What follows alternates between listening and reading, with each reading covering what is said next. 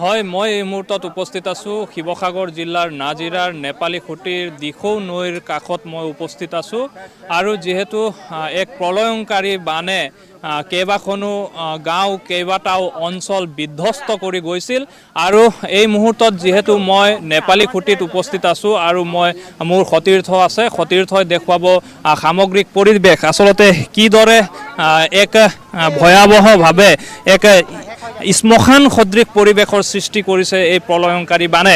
আৰু ইতিমধ্যে আসাম টকছত সবিস্তাৰে এই সম্পৰ্কে বাতৰি প্ৰকাশ পাই আহিছে আৰু আজি পুনৰ আমি এই পৰিৱেশ দেখুৱাবৰ বাবে ইয়াত উপস্থিত হৈছোঁহি।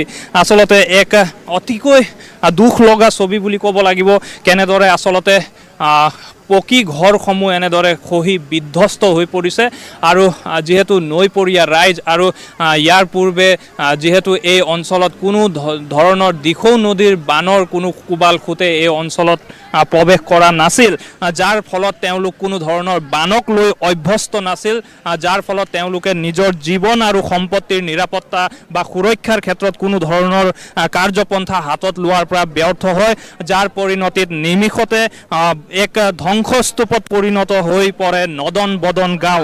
যিহেতু মই এই মুহূৰ্তত নেপালী খুঁটিত উপস্থিত আছোঁ আৰু বিভিন্ন ৰাজ্যখনৰ বিভিন্ন প্ৰান্তৰ পৰা ৰাইজে আহি ইয়াত সহযোগিতা আগবঢ়াইছে আৰু ইতিমধ্যে নুমলীগড়ৰ কাষৰীয়া মৰঙী আঞ্চলিক গোৰ্খা ছাত্ৰ সন্থাই ইতিমধ্যে সাহায্য সামগ্ৰী বিতৰণ কৰি থকা পৰিলক্ষিত হৈছে।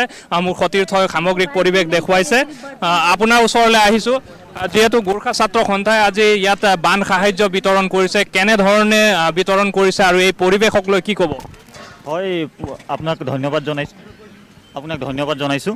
আচলতে আমি এই দুখৰ সময়ত এওঁলোকৰ দুখৰ সমভাগী হ'বলৈ গোলাঘাটৰ পৰা আহিছোঁ আৰু আমি গোৰ্খা ছাত্ৰ সন্থাৰ উদ্যোগত আৰু ৰংমংবাসী ৰাইজৰ সহযোগত যি অৰ্থ সংগ্ৰহ কৰিছিলোঁ, সেই অৰ্থৰ যোগেদি আমি এওঁলোকৰ প্ৰয়োজনীয় বাচন বৰ্তন, কাঁহী বাতি বা ভাত বনাবৰ কাৰণে, চব্জি বনাবৰ কাৰণে কেৰাহী বটুৱা, এইবিলাক যিখিনি নিত্য নৈমিত্তিক প্ৰয়োজনীয় সামগ্ৰী এইখিনি আমি পাৰ্য যোগান ধৰিবলৈ চেষ্টা কৰিছোঁ। ইয়াত আহি যি পৰিৱেশ, এক শ্মশান সদৃশ পৰিৱেশ, ধ্বংসস্তূপত পৰিণত হৈছে গাঁওখন, কি ক'ব?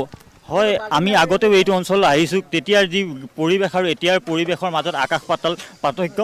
আৰু ইয়াত আমি ঘৰত থাকি পেলাই যিটো দুখ অনুভৱ কৰিছিলোঁ, ইয়াত আহি তাতকৈ বেছি দুখ আমাক লাগিছে।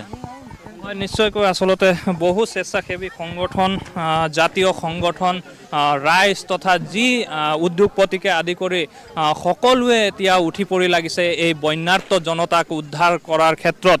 যিহেতু ঘৰ বুলিবলৈ এখন চালি, এখন বেৰৰো অভাৱ হৈছে, পকী ঘৰ খহাই নিছে এই প্ৰলয়ংকাৰী বানে আৰু ইতিমধ্যে ফকলেণ্ড এনেদৰে কাৰ্যত লাগি থকা পৰিলক্ষিত হৈছে। মোৰ সতীৰ্থই দেখুৱাইছে আচলতে এনেদৰে দিনে নিশাই ফকলেণ্ডৰ যোগেদি এক্সকেভেটৰৰ যোগেদি বোকাৰ মাজেৰে ধ্বংসস্তূপত পৰিণত হোৱা যি বাসগৃহ, সেই বাসগৃহসমূহক উদ্ধাৰ কৰিবলৈ মানুহক ঘৰৰ যি ভেটি আছিল, সেই ভেটি উচন হৈ যোৱা ভেটিটো পুনৰ উদ্ধাৰৰ কাৰণে তেওঁলোক এনেদৰে উঠি পৰি লগা পৰিলক্ষিত হৈছে। মোৰ সতীৰ্থই দেখুৱাইছে এটা মন্দিৰ, এনেদৰে এই মন্দিৰটো এনেদৰে থিয় হৈ থকা পৰিলক্ষিত হৈছে, কিন্তু চৌদিশে এতিয়া সম্পূৰ্ণ জাবৰ জোথৰ সদৃশ এক পৰিৱেশ।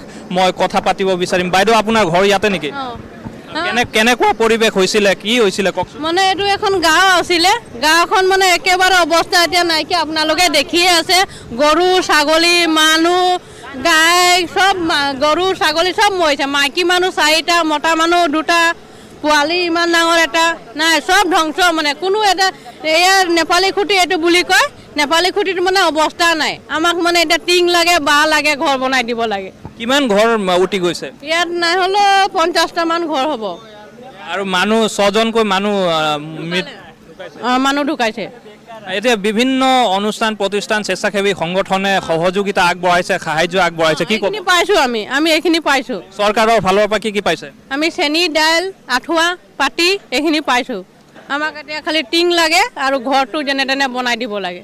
হয় নিশ্চয়কৈ আচলতে এক অবৰ্ণনীয় পৰিৱেশ আচলতে এনেধৰণৰ যি পৰিৱেশ আচলতে সপোনৰো অগোচৰ বুলি ক'ব লাগিব এনেদৰে পকা ঘৰ আছিল ইয়াত পকী ঘৰ আছিল কিন্তু পকী ঘৰটো সম্পূৰ্ণৰূপে বিধ্বস্ত হৈ খহি যোৱাৰ ফলত এতিয়া বিভিন্ন স্বেচ্ছাসেৱী সংগঠন অথবা ৰাইজে এনেদৰে ঘৰ নিৰ্মাণ কৰি দিয়াৰ ব্যৱস্থা কৰিছে অস্থায়ীভাৱে তেওঁলোকে ঘৰ নিৰ্মাণ কৰি দিয়াৰ ব্যৱস্থা কৰিছে ইতিমধ্যে বহু বাসগৃহ এই প্ৰলয়ংকাৰী বানে বিধ্বস্ত কৰিছে কেৱল নেপালী খুঁটি বুলিয়েই নহয় এই অঞ্চলত বিভিন্ন অঞ্চলত এতিয়া এনেদৰে প্ৰলয়ংকাৰী বানে তাণ্ডৱ সৃষ্টি কৰিলে যাৰ পৰিণতিত এতিয়া দিশহাৰা হৈ হাহাকাৰময় জীৱন যাপন কৰিবলগীয়া হৈছে এইসকল ৰাইজে আচলতে ক'বলৈ গ'লে তেওঁলোকৰ আজিৰ তাৰিখত থাকিবলৈ এখন চালি আৰু খাবলৈ শুবলৈ স্থানৰ অভাৱ